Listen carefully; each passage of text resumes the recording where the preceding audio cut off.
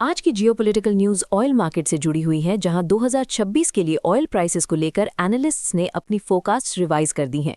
Global tensions और supply risks के चलते अब क्रूड ऑयल प्राइसेस में अनसर्टेनिटी बढ़ रही है, लेकिन ओवर सप्लाई के कंसर्न्स की वजह से प्राइसेस का अपसाइड लिमिटेड रह सकता है।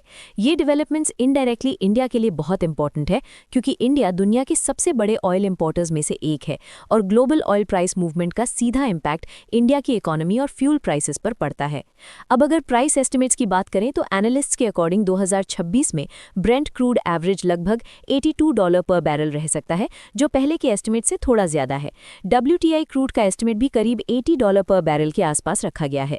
एनालिस्ट्स का कहना है कि जियोपॉलिटिकल रिस्क प्रीमियम $4 to $10 पर बैरल तक रह सकता है, मतलब अगर ग्लोबल टेंशन्स बढ़ती हैं तो ऑयल प्राइसेस और ऊपर जा सकते हैं। ये सिचुएशन इंडिया के लिए इंपॉर्टेंट है, क्योंकि मिडिल ईस्ट या रशिया से सप्लाई डिस्ट्रप्शंस होने पर इंडिया को महंगा ऑयल इंपोर्ट करना पड़ सकता है। साथ ही एक्सपर्ट्स का कहना है कि जो करंट जियोपॉलिटिकल टेंशन्स हैं वो परमानेंट नहीं हो सकते, और अगर टेंशन्स कम हो जाते हैं तो ऑयल प्राइसेस दोबारा सप्लाई डिमांड बैलेंस पर डिपेंड करेंगे। फिलहाल डिमांड ग्रोथ मॉडरेट रहने की उम्मीद है, जो प्राइसेस को स्टेबल रख सकती है, लेकिन अगर ग्लोबल कॉन्फ्लिक्ट्स एस्केलेट होते हैं तो इसका इम्पैक्ट इंडिया के ट्रेड डेफिसिट और इन्फ्लेशन पर भी पड़ सकता है।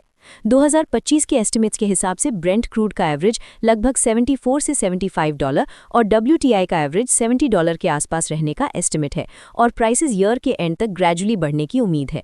मतलब oil market slow upward trend दिखा सकता है, जो इंडिया के पेट्रोल और डीजल प्राइसेस को इनडायरेक्टली अफेक्ट करेगा।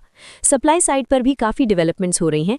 ओपेक कंट्रीज प्रोडक्शन इंक्रीज कर रही हैं, जबकि चाइना ऑयल स्टॉक पाइलिंग कर रहा है, जिससे ग्लोबल डिमांड आर्टिफिशियली स्ट्रांग लग सकती है।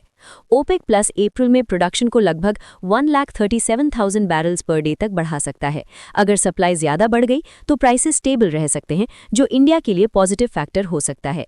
मार्केट इंप्लीकेशंस की बात करें तो अगर जियोपॉलिटिकल रिस्क प्रीमियम हाई बना रहता है तो ओपेक अपनी आउटपुट पॉलिसी दोबारा रिकंसिडर कर सकता है, लेकिन अगर सप्लाई ज्यादा हो गई तो प्राइसेस नीचे भी आ सकते हैं, जो इंडिया के इंपोर्ट बिल को कम करने में हेल्प करेगा।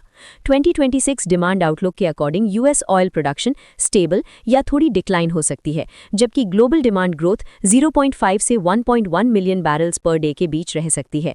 एनालिस्ट्स का कहना है कि अगर डिमांड स्ट्रांग रही तो ऑयल प्राइसेस पर अपवर्ड प्रेशर बन सकता है, जो इंडिया जैसे डेवलपिंग इकोनॉमीज के लिए चैलेंज हो सकता है।